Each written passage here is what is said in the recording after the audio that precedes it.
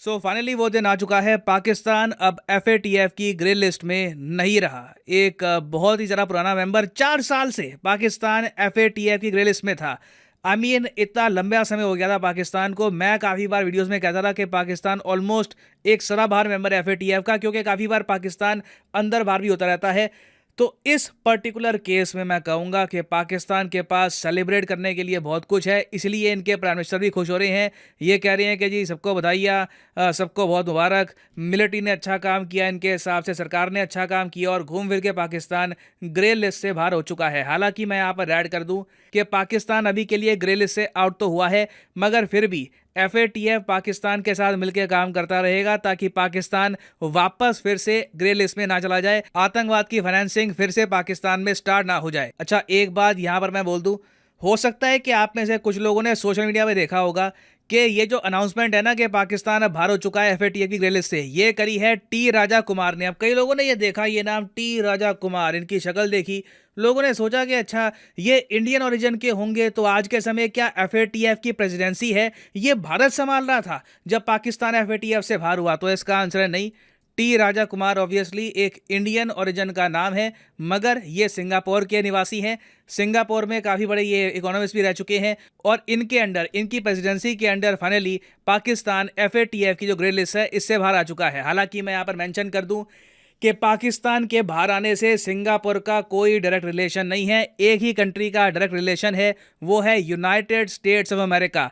हम इस कोइंसिडेंस को, इत्तेफाक को इग्नोर नहीं कर सकते कि सेम डे जब पाकिस्तान में इमरान खान को इलेक्शन में खड़े होने से 5 साल के लिए बैन कर दिया जाता है, सेम डे हम देखते हैं कि अचानक से पाकिस्तान को खुशखबरी मिल जाती है एफएटीएफ की ग्रे लिस्ट की। और अब बेसिकली क्या होगा कि इमरान खान और जो भी इनके सपोर्टर हैं जो प्रोटेस्ट कर रहे हैं सड़कों पे वायलेंस कर रहे हैं, इनका प्रोटेस्ट, इनका वायलेंस सब इग्नोर हो जाएगा। सारा पाकिस्तान खुशियों में डूब जाएगा कि फाइनली एफएटीएफ की ग्रे लिस्ट से बाहर निकले। एक साइकोलॉजिकली मैं कहूँगा कि पाकिस्तान के लिए बहुत ही बड़ा रिलीफ है कि अब ये एफएटीएफ से बाहर आकर लोन ले सकते हैं। क्योंकि देखो, एफएटीएफ की ग्रे लिस्ट में जब पाकिस्तान था तब उसका सबसे बड़ा नुकसान पाकिस्तान को ये होता था कि ये लोन नहीं उठा पाते थे।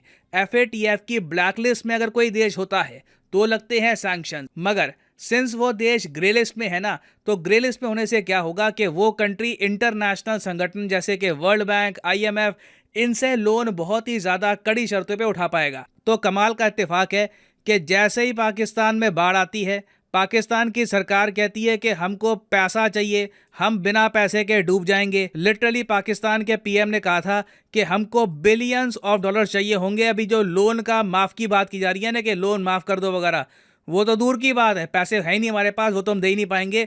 मगर हमको एडिशनल बहुत सारा पैसा चाहिए अपने देश को रीबिल्ड करने के लिए, क्योंकि बाढ़ की वजह से इतना नुकसान हुआ है कि एक बार को पॉसिबिलिटी है कि पाकिस्तान वापस श्रीलंका जैसे डिफॉल्ट क्राइसिस की तरफ जा सकता है। टाइमिंग इस सब की मैं कहूँगा कमाल है। मैंने आज तक वैसे इतनी परफेक्ट एक स्क्रिप्ट देखी नहीं है कि बिल्कुल सब एक एक के बाद एक टाइम के हिसाब से हो रहा है परफेक्टली। इवन जो दिन चुना गया इस अनाउंसमेंट का, वो भी एब्सोल्युटली परफेक्ट है पाकिस्तान की सरकार के लिए।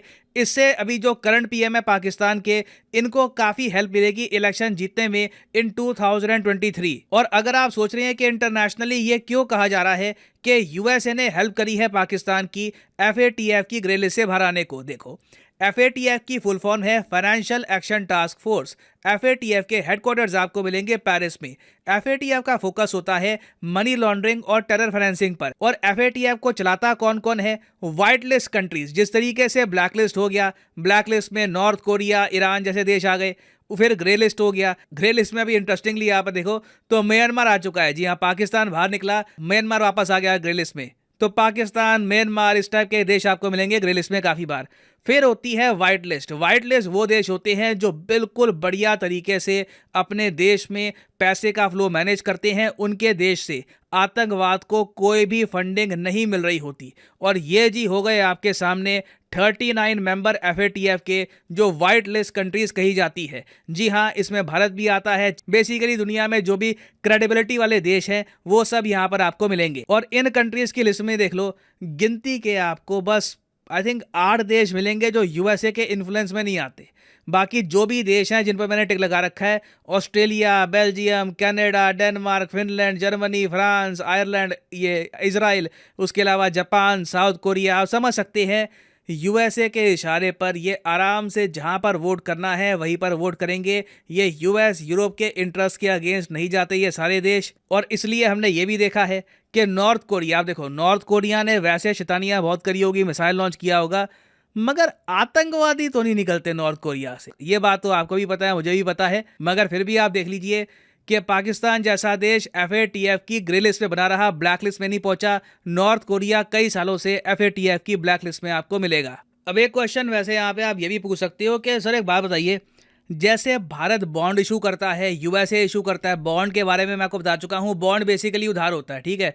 इंडिया कहता है कि दुनिया भर के जो बिलियनियर्स हैं, इन्वेस्टर्स, उनको कहता है कि अपना पैसा 10 साल के लिए हमको दे दो। पैसा $100 मिलियन, $150 मिलियन, ये पैसा हमको दे दो। उसके बदले में हर साल 3-4% के आसपास जो इंटरेस्ट है, जो यील्ड है, ये हम आपको देते रहेंगे और 10 साल के बाद सारा जो पैसा है वो आपको मिल जाएगा। तो पाकिस्तान भी ऐसा क्यों नहीं करता? देखो, पाकिस्तान कुछ हद तक ऐसा करता है, मगर हाल ही में इस पर्टिकुलर फील्ड में भी पाकिस्तान को झटका लगा। यूएसए की जो सरकार है वो तो पाकिस्तान की हेल्प कर रही है, मगर पाकिस्तान की इकोनॉमी इस तरीके से डाउनग्रेड कर रही है कि अब भविष्य में पाकिस्तान को बॉन्ड्स इशू करने में भी प्रॉब्लम आएगी। अभी हाल ही में क्या हुआ है, आज के दिन ही क्या हुआ, ये आज का दिन कमाल है पाकिस्तान के लिए। इमरान खान वाला इशू, एफएटीएफ और फिच ने रेटिंग में भी इनको डाउनग्रेड कर दिया। फिच आपको पता होगा यूएसए में है एक क्रेडिट रेटिंग एजेंसी। इनका काम ये है कि मान लीजिए आप एक बिलियनियर है, आपको थोड़ा एक्स्ट्रा पैसा कमाना है, फिच आपको बताएगा कि अगर किसी देश के आपको बॉन्ड परचेज करने हैं तो किसके परचेज करो, किसके ना परचेज करो। फिच रेटिंग देता है देशों को AAA, BB या फिर BBB, CCC। तो फिच ने रिसेंटली पाकिस्तान की रेटिंग बिल्कुल कचरे वाली कर दी है। फिच ने कहा है कि पाकिस्तान को अगर आप उधार देते हो तो बहुत ज़्यादा हाई चांस है कि वो उधार आपका वापस नहीं आएगा। पाकिस्तान को अब इन्होंने CCC+ की कैटेगरी में डाल रखा है। भारत को आप अगर देखो तो फिच ने अभी भी रखा है BBB- की कैटेगरी में, मतलब कि मॉडरेट रिस्क है। वैसे आपका पैसा डूबेगा नहीं अगर आप भारत सरकार के बॉन्ड्स करते हो परचेज। कम शब्दों में आप कह लीजिए पाकिस्तान बुरी तरीके से घिर चुका था। 4 साल से एफएटीएफ की ग्रे लिस्ट में थे ये। अब इनके जो बॉन्ड्स हैं वो भी डाउनग्रेड कर दिए गए। तो कहीं ना कहीं इनको हेल्प चाहिए थी और ये हेल्प इनको मिल गई एफएटीएफ की ग्रे लिस्ट से निकलने के बाद। अब एक यहाँ पर आपका क्वेश्चन ये आएगा कि इंडिया पे इसका क्या इम्पैक्ट आएगा। बहुत ही ज़्यादा नेगेटिव इम्पैक्ट आने वाला है, क्योंकि इंडिया के लिए सैड बात यह है, पहली बात तो अब पाकिस्तान के आतंकवादियों को फंडिंग आराम से मिल पाएगी पाकिस्तान की गवर्नमेंट और बाकी सोर्सेज से। उसके अलावा हम ये भी देख रहे हैं कि चाइना बिल्कुल अनरिलेंटिंगली, बिना रुके, पाकिस्तान में जो आतंकवादी हैं इनको बचा रहा है यूएन सिक्योरिटी काउंसिल और यूएन की बाकी कमेटीज़ में। तो टेक्निकली आप अगर देखो तो दोनों यूएस और चाइना पाकिस्तान को इस तरीके से तैयार कर रहे हैं कि आज नहीं तो कल पाकिस्तान के कोई आतंकवादी ग्रुप भारत को हो सकता है कि अटैक करे। और इसलिए रिसेंटली जम्मू कश्मीर के गवर्नर ने कहा, क्योंकि देखो जम्मू कश्मीर फ्रंट लाइन में होता है ज़्यादातर इन आतंकवादी हमलों के, तो जम्मू कश्मीर के गवर्नर ने कहा है कि जो दुनिया की लड़ाई है ना आतंकवाद के खिलाफ, उस पर काला धब्बा है कि पाकिस्तान जैसा देश एफएटीएफ की ग्रे लिस्ट से बाहर आ गया। तो इंडिया के लिए डेफिनेटली आने वाले, मैं कहूँगा, कुछ साल चैलेंजिंग होंगे। मोस्ट प्रॉब्ली पाकिस्तान एफएटीएफ की ग्रे लिस्ट से 1 से लेकर 2 साल बाहर रहेगा। उसके बाद देखते हैं कि ये वापस अंदर जाता है या नहीं जाता। But the coming 1-2 years they will be very challenging for हमारा प्यारा भारत। ना फाइनली पहुँचते हैं क्वेश्चन पे। इसका आंसर आप सब लोग करोगे कमेंट सेक्शन में। क्वेश्चन यहाँ पर यह है कि हाल ही में इनमें से किन को अपॉइंट किया गया है as new chief justice of India. ये है यहाँ पे आपकी ऑप्शन, अभिनव चंद्रचूड, DY चंद्रचूड या फिर उदय ललित, या none of the above. Comment section में करिए उत्तर। सही आंसर मैं आपको दूंगा नहीं, आपको इसके बारे में पता होना चाहिए कि भारत के नए चीफ जस्टिस कौन है। सही आंसर करिए कमेंट सेक्शन में। अगर आपका आंसर सही हुआ तो मैं आपकी कमेंट को हार दे दूंगा। और हाँ, फाइनली आप सब लोगों के लिए एक बहुत ही इंपॉर्टेंट मैसेज। कल सुबह 11 बजे अनअकैडमी का एक फ्री ऑफ कॉस्ट टेस्ट होगा। आपको बस टेस्ट अटेम्प्ट करना है और आप जीत सकते हैं फ्री में अमेजॉन गिफ्ट वाउचर और बहुत सारे और प्राइजेस, जैसे कि एप्पल के MacBook, iPad, Android mobile phone. करना यहाँ पे आपको सिंपली क्या है कि वीडियो के कमेंट सेक्शन में गए, यहाँ पे लिखा होगा अटेम्प्ट फ्री टेस्ट, और यहाँ पे जो लिंक है इस पर आपको कर लेना है क्लिक, और आपके सामने खुल जाएगा ये पेज।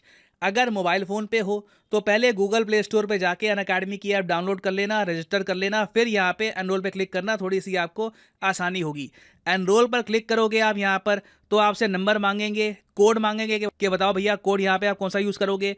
कोड यहाँ पर आप यूज़ करिएगा PD10, क्योंकि ये जो टेस्ट होगा इसमें कई क्वेश्चंस मैंने खुद यहाँ पे बनाए हैं, बहुत ज़्यादा अच्छे क्वेश्चंस हैं और ज़रूरी नहीं है कि यहाँ पे आपके क्वेश्चन सही होंगे गलत होंगे। आपको टेस्ट बस अटेम्प्ट करना है, सारे क्वेश्चन गलत हो सारे क्वेश्चन सही हो डज नॉट मैटर। आपने बस टेस्ट अटेम्प्ट कर दिया ना 11 से लेकर 12 बजे, तो आपको मिल सकता है एक अमेजॉन गिफ्ट वाउचर और वेरियस अदर गिफ्ट्स। तो याद रखिएगा कल सुबह मतलब कि 22 अक्टूबर 11 से लेकर 12 बजे टेस्ट होगा लाइव। जब लाइव टेस्ट दोगे 11 से 12 बजे तभी आपको ये वाउचर मिल सकता है, बाद में ये टेस्ट दोगे तो कुछ नहीं मिलेगा। So good luck for tomorrow, I hope you win something.